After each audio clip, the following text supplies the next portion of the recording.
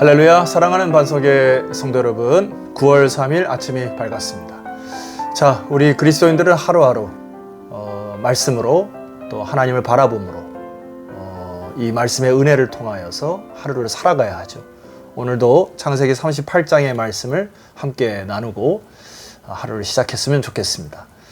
여러분이 그 영적인 근육을 꼭 키워갔으면 좋겠어요. 자, 우리가 성경을 읽을 때에 유의해야 될 것이 있어요. 그것은 이 성경을 쓴 저자의 의도가 나타나 있는데, 예를 들어 문맥의 흐름이나 또 스토리, 히스토리를 이렇게 적어갈 때에 저자가 의도를 가지고 배치하는 것이 있습니다.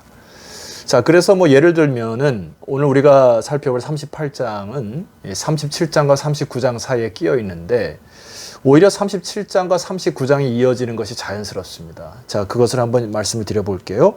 자, 37장의 맨 마지막 구절을 보시게 되면은 이렇게 끝을 냅니다. 그 미디안 사람들은 그를 애굽에서 바로의 신하 친위대장 보디발에게 팔았더라 하고 이제 요셉이 팔려가는 장면을 기록하고 있고요. 39장 1절에 보면 요셉이 이끌려 애굽에 내려가매 하고 이제 요셉이 드디어 애굽에서의 삶이 시작되는, 너무나 자연스럽게 이어지는 것을 볼 수가 있습니다. 그런데 오늘 이 38장은 마치 이렇게 생뚱맞게 딱 끼어든다는 느낌이 들어요. 이것은 무슨 말씀이라고 드렸죠? 저자가 어떤 의도가 담겨 있다는 것입니다. 무엇을 생각해 보아야 되냐면, 이미 르우벤은 장자의 축복을 다 잃어버렸습니다. 그래서 하나님은 요셉을 통하여 육적인 계보, 그의 두 아들을 통하여서 육적인 계보를 이어가고, 또 영적인 계보, 하나님의 나라의 언약 백성으로 이어갈 백성은 바로 유다의 자손을 통하여서 이어가는 것을 보게 됩니다. 그래서 37장으로 이어지는 요셉의 축복과 38장의 유다의 메시지를 통하여 하나님은 주님의 나라를 이뤄가는 이 두 축들을 하나님께서 이 저자를 통하여 이어가시는 것을 볼 수가 있습니다. 자, 그렇다면 이 38장이 좀 흥미롭겠죠. 자, 우리 38장 1절을 먼저 읽어드리면 좋겠습니다. 1절입니다. 그 후에 유다가 자기 형제들로부터 떠나 내려가서 아둘람 사람 히라와 가까이 하니라. 자, 1절은 굉장히 유다를 표현함에 있어서, 지금 상황을 표현함에 있어서 정확하고 또 굉장히 깊이 있는 말씀입니다. 한 구절씩 한번 따져볼게요. 자, 그 후에라고 하는 것은 동생을 팔아넘긴 후에입니다. 동생을 팔아넘긴 후에 야곱은 오랫동안 슬퍼하였다, 성경은 기록하고 있습니다. 그러니까 한순간에 가정의 분위기가 완전히 바뀌어버렸어요. 침울하고 슬픔이 있고 울음이 있고, 뿐만 아니라 형제들은 아버지의 울음 때문에 또 죄책감에 시달렸을 것입니다. 여러분, 이때 어떻게 했어야 되죠? 형제들은 모든 것을 사실 그대로 아버지에게 말씀을 드렸어야 돼요. 그리고 형제들끼리 담판을 짓고 속 시원하게 이 일을 어떻게 할 것인가 대책을 세웠어야 됩니다. 그러나 여기에도 속임이 있고 감춤이 있어요. 여러분, 죄는 죄악을 낳게 됩니다. 자, 죄책감에 시달리다 못한 이 유다가 취했던 태도는 무엇인가 하니, 유다가 자기 형제들로부터 떠나 내려가서 뭐 했다 했죠? 떠나버렸습니다. 현실을 피해버린 거예요. 도피한 것입니다. 문제를 직시하거나 해결하려고 하는 입장이 아니라 이것을 떠나버리는 것으로 방법을 강구한 것이죠. 여러분, 지금도 그렇습니다만은 고대에서는 이 위치 이동을 한다는 것은 굉장한 의미가 있습니다. 아브라함이 본토 친척 아비집을 떠나, 이거는 결단이거든요. 하나님의 부르심에 떠난 거고, 여기는 삶의 자리를 이동했다는 것은 가정에서 완전히 난 이제 떠나서 마치 호적을 파듯이 떠나버린 거고, 이것은 다른 의미로는 내가 이제 하나님과에도 단절을 의미하는 굉장히 무서운 것입니다. 뿐만 아니라 1절 하반절에 보니까 아둘람 사람 히라와 가까이 했다. 하나님과 가까이 해야 할 이 유다가 이제 그 삶의 현실을 떠나버리고 나니까 이제 아둘람 사람 히라라고 하는 사람과 가까이 함으로 그의 인생이 서서히 망가지고 있습니다. 우리가 누구와 가까이 하느냐가 너무 중요하죠. 여러분, 그래서 사람을 사귀는 것도 참 조심히 사귀어야 하고요. 믿지 않은 사람과의 관계 속에서 굉장히 기도하면서 여러분들 사귀셔야 합니다. 자, 이런 죄책감으로 인하여 회피한 유다의 인생은 이제 점점 내리막길을 걷고 있습니다. 자, 2절이 그것을 나타내는데요. 2절을 읽어드리겠습니다. 유다가 거기서 가나안 사람 수아라 하는 자의 딸을 보고 그를 데리고 동침하였다. 자, 유다가 거기서 가나안 사람 수아라 하는 자의 딸을 보고 그냥 동침해버리는 또 죄악을 저지르게 됩니다. 이게 얼마나 큰 죄악인고 하니 여러분 할아버지 이삭, 아버지 야곱 모두 같은 민족의 사람과 결혼하고는 전통이 있었고 자 모세에 의하여 정복전쟁으로 하는 즉 가나안으로 들어갈 때에도 가나안 사람과의 혼인을 철저히 금지한 것들을 알았을 것입니다. 그리고 이 이스라엘 백성들에게 이 규율은 대대로 이어지는 규율이죠. 그런데 여기 보니까 이름도 기록되어 있지 않은 가나안 사람 딸을 보고 동침해 버립니다. 그의 인생이 계속 꼬여가고 있습니다. 자, 가정을 이룬 이후에도 엘과 오난과 셀라라고 하는 세 아들을 낳고 삶을 살았다고 하는데 행복해 보이지가 않아요. 그 안에 가정에 샬롬이 없습니다. 여러분 죄로 인하여 이어진 이 가정들 속에서 하나님의 샬롬이 없는 구절을 발견합니다. 자, 5절을 하반절을 보니까 아내가 낳을 때에 그는 거십에 있었더라. 아내가 아기를 낳고 있는데 그 옆을 지키지 않은 매정한 이 남편의 모습이 보여집니다. 행복한 가정을 이루지 못하여 아마 이 유다는 많은 시간을 홀로 거십에 살았던 것으로 보여집니다. 그러니까 그의 가정에서도 평안히 찾아볼 수가 없게 되죠.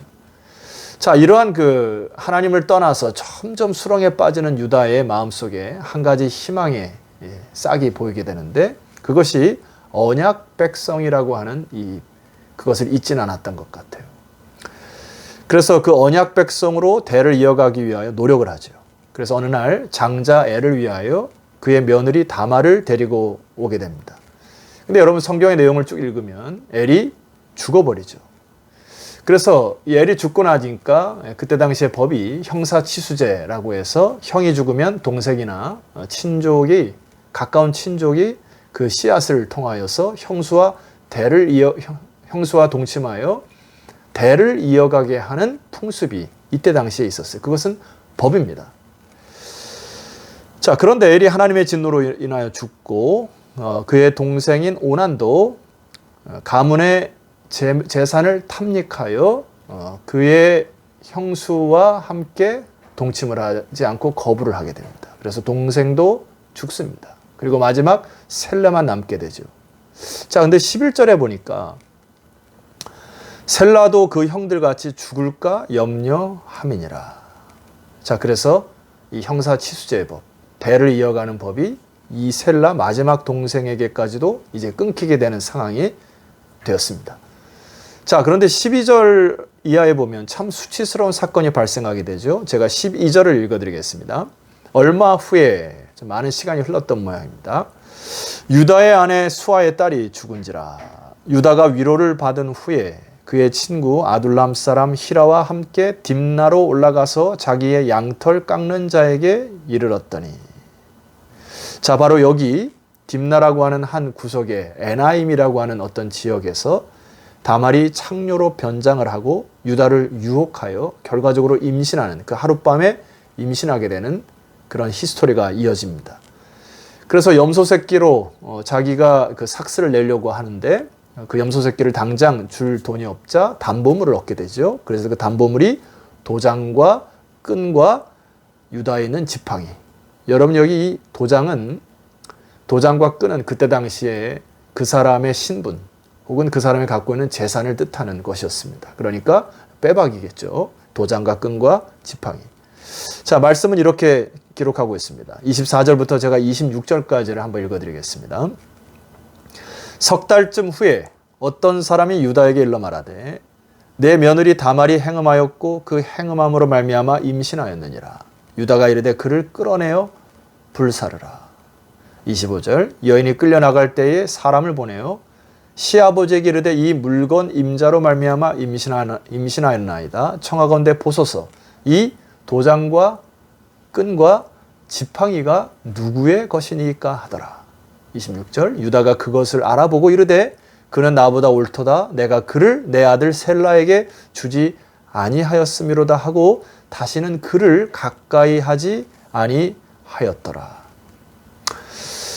여러분, 그 앞에 제가 말씀드렸듯이 37장과 39장 사이에 38장을 끼워 넣는데 참 이상하게도 이 저자는 유다에게 있어서 가장 수치스러운 사건을 끼워 넣고 있습니다.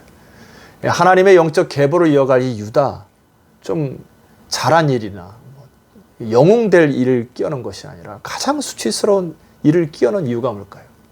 여기에서 저자의 의도가 있습니다. 그것은 우리의 인간의 알량한 노력이나 혹은 나의 공로나 나의 의가 하나님의 나라를 이뤄가는 것이 아님을 봅니다. 철저히 모든 것이 하나님의 은혜고 이 유다의 수치스러움도 하나님의 은혜로 덮어 하나님께서 하나님의 나라를 이끌어갈 뿐만 아니라 그것을 합력하여 선을 이뤄가시는 분이 그 언약의 주체가 하나님이심을 보라는 것이에요. 그러나 동시에 또 하나님은 거대한 주님의 나라를 이루어갈 자를 하나님이 다루어 가시고 만들어 가심에 주목하라는 것입니다.